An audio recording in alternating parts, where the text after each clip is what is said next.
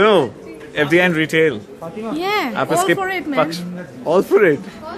क्यों? Why not? Sushma ji तो बड़ा वो तर्क वितर्क कर रही थी कि मैं बाप रे सुषमा पता जी नहीं। हूँ। मैं पूछ रहा हूँ मैं आपको। श्वेता जी हूँ। आई नो कि वो तो बड़ा लॉजिक बता रही थी, इसकी ये रिपोर्ट ओबामा तो इतने सारे मॉल आ गए, इतनी सारी फैशनेबल दुकानें आ गई, इतने सारे ब्रांड्स आ गए, अभी तक कुछ हुआ नहीं ना, आगे भी नहीं होगा, तो टेंशन फ्री रहने का।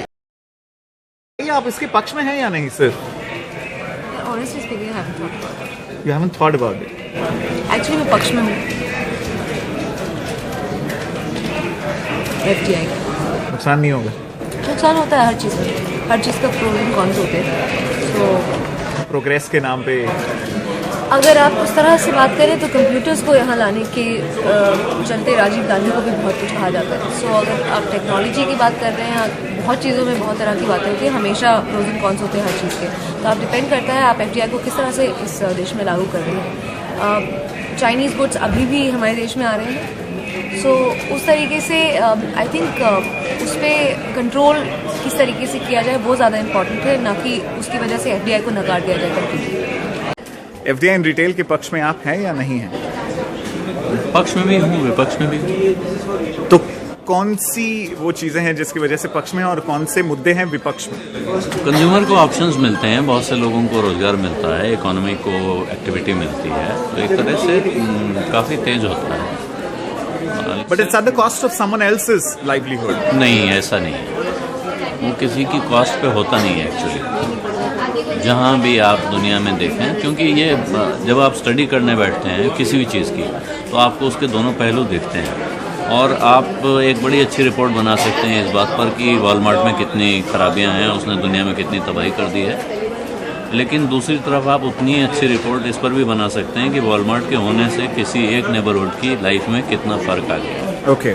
और यहाँ से जो लोग शॉपिंग करने जाते हैं उनको अब पूरे अमेरिका में घूम घूम के अपने लिए चीज़ें नहीं ढूंढनी पड़ती हैं, एक जगह पे सब एक शॉप में जाते हैं और अपनी सारी गिफ्ट खरीद के ले आते हैं जी।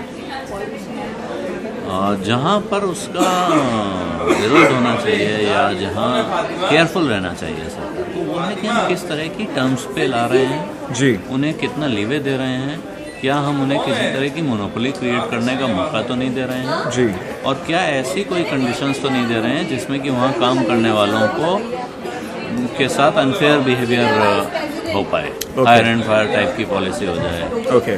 बट क्या वो गुंजाइश रखी जा सकती है? कांग्रेस वो तमाम चीजों को ट्रिमिंग प्रूनिंग करके इम्प्लीमेंट करेगा? कांग्रेस को शायद नहीं करना है, क्योंकि ये कांग्रेस एक तरह से जिसे कहते हैं कि एक एनेबलिंग प्रोविजन ला रही है। ओके। भारत सरकार जो प्रस्ताव पास कराना चाहती है ओके। कि हम ये भारत में ऐसा होने की इजाज़त देते हैं। ओके। इसके बाद एक राज्य को तय करना है कि वो अपने राज्य में क्या करने की इजाज़त देगा। ओके। उसके बाद हो सकता है कि वो नियम तय कर दे कि अब अलग अलग शहर अपनी अपनी म्यूनिसिपैलिटी के लेवल पे तय करें कि तुम्हारे यहाँ क्या चलेगा और क्या नहीं चलेगा। तो पूरी तरह से फ्लेक्सिबल और आप कस्टमाइजेबल अगर है? इसको फ्लेक्सिबल और कस्टमाइजेबल कर देंगे अच्छा, तो ये ज़्यादा अच्छी तरह चलेगा। नॉट वन ब्लैंकेट रूल आप फॉर एक ऑल। ब्लैंकेट रूल चला नहीं सकते हैं। ओके। ये भारत में चलता भी नहीं है। कोई भी दुकान बॉम्बे में बहुत अच्छी चल रही है, लखनऊ में भी चलेगी, इसकी कोई गारंटी नहीं है। एब्सोल्युटली। इसीलिए हम इन्हें पंडित कहते हैं, the one and only Alok ji. So these were just some voices that you heard from the newsroom about FDI and retail। शाम को तो नतीजा आ ही जाएगा। I just thought it's important कि हम सब यहाँ कवर करते रहते हैं, but what do the voices in the newsroom feel about this? ये पता किया जाए। Simple effort, check it out, share it with your friends, ज्ञान बढ़ा।